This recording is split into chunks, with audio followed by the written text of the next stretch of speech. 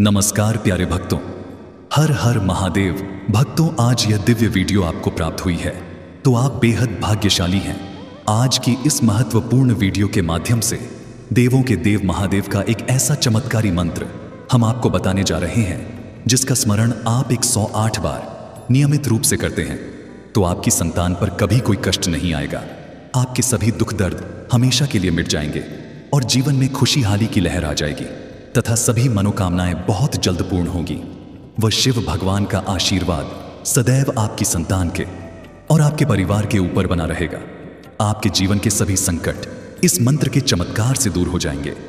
भक्तों, मान्यता है भगवान शिव का यह मंत्र सच्चे हृदय से जिस भी मनुष्य ने अपनाया है उसको अपने जीवन में अपनी इच्छा अनुसार फल प्राप्त हुआ है। लाखों भक्तों ने इस मंत्र का स्मरण किया है और उन्हें भी इसका लाभ अवश्य ही मिला। उनको वह सब कुछ मिला जो उन्हें हमेशा से चाहिए था। भक्तों, यह मंत्र कोई साधारण मंत्र नहीं है। यदि आपके घर में कलह क्लेश ज्यादा रहती है, लड़ाई झगड़ा ज्यादा रहता है, तो भगवान शिव का यह मंत्र आपके लिए बेहद लाभदायक रहेगा। इस मंत्र के चमत्कार से आपके घर से लड़ाई झगड़ा हमेशा के लिए दूर ही जाएगा और घर में सुख समृद्धि लक्ष्मी का वास रहेगा। तो अब चलिए आपको बताते हैं शिव भगवान का यह चमत्कारी मंत्र। लेकिन इसको बताने से पहले, हे भोलेनाथ, आज जो मेरे YouTube चैनल को सब्सक्राइब करें, वीडियो को दिल से लाइक करें। आप उनकी झोली खुशियों से भर देना और उनकी संतान की उम्र लंबी कर देना। तो प्यारे भक्तों, मेरे YouTube चैनल को सब्सक्राइब करके वीडियो को एक दिल से लाइक कर दें और कमेंट में हर हर महादेव अवश्य लिख दें ताकि आपकी हाजिरी शिव भगवान के चरणों में लग जाए। भक्तों, मंत्र कुछ इस प्रकार है। ओम त्र्यंबकं यजामहे सुगंधि पुष्टिवर्धनान् उर्वारुकमेव वन्दिनान् मृत्युमोक्षीय मामृतात्। ओम त्र्यंबकं यजामहे सुगंधि पुष्टिवर्धनान् उर्वारुकमेव वन्दिनान् मृत्युमोक्षीय मामृतात्।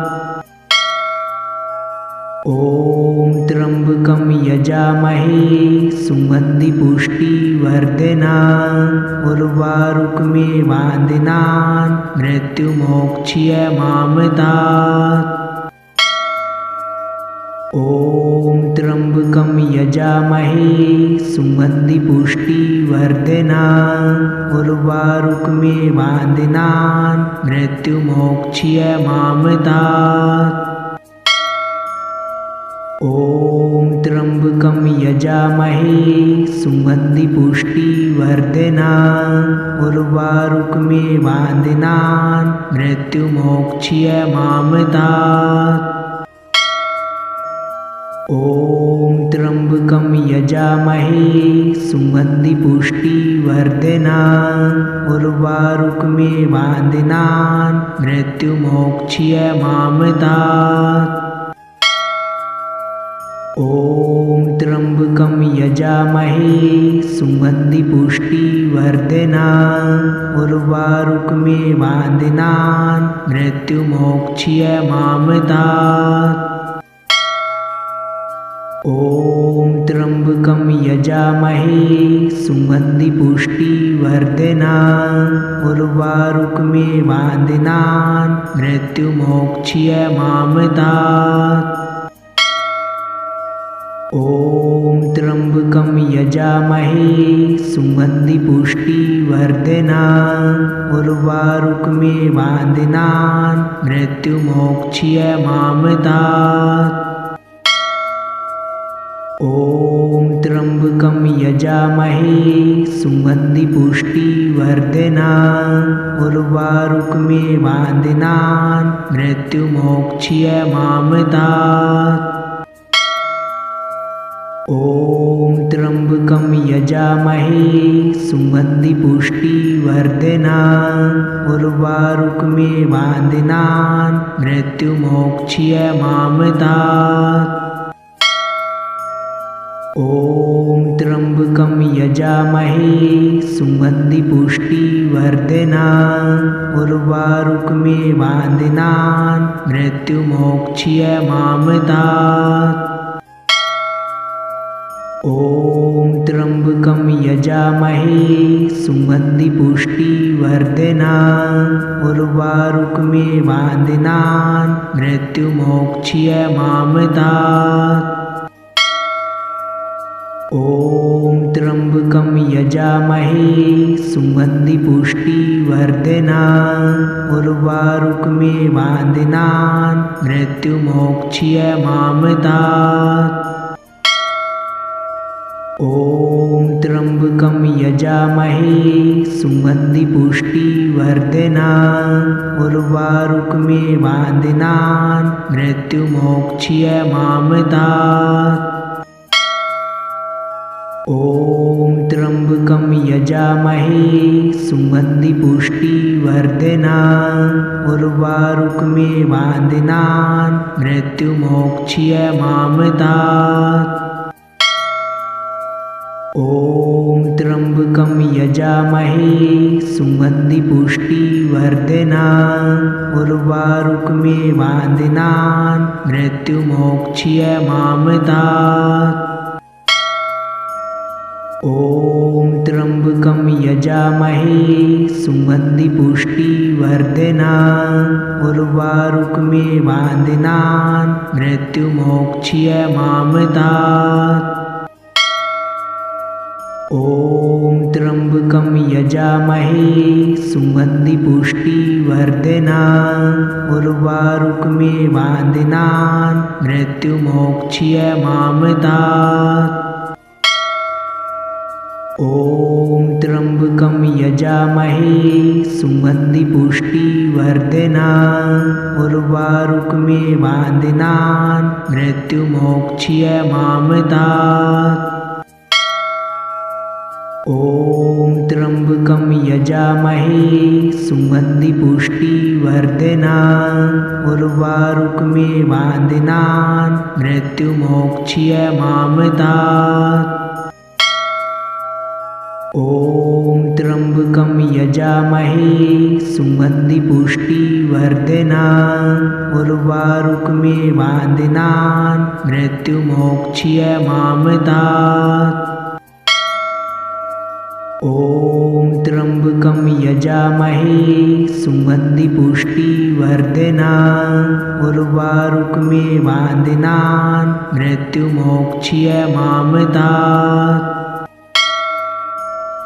ॐ त्र्यम्बकं यजामहे सुगन्धि पुष्टिवर्धनम् उर्वारुकमिवान्दिनान् मृत्युमोक्ष्य मामदात्। ॐ त्र्यम्बकं यजामहे सुगन्धि पुष्टिवर्धनम् उर्वारुकमिवान्दिनान् मृत्युमोक्ष्य मामदात्। ॐ त्र्यम्बकं यजामहे सुगन्धि पुष्टिवर्धनम् उर्वारुकमिवान्दिनान् मृत्युमोक्ष्य मामदात्।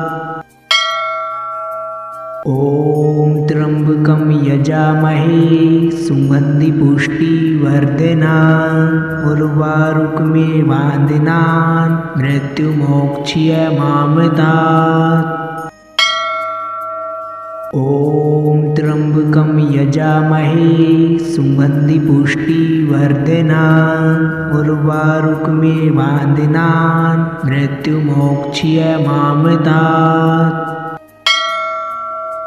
ॐ त्र्यम्बकं यजामहे सुगन्धि पुष्टिवर्धनम् उर्वारुकमिवान्दिनान् मृत्युमोक्ष्य मामदात्।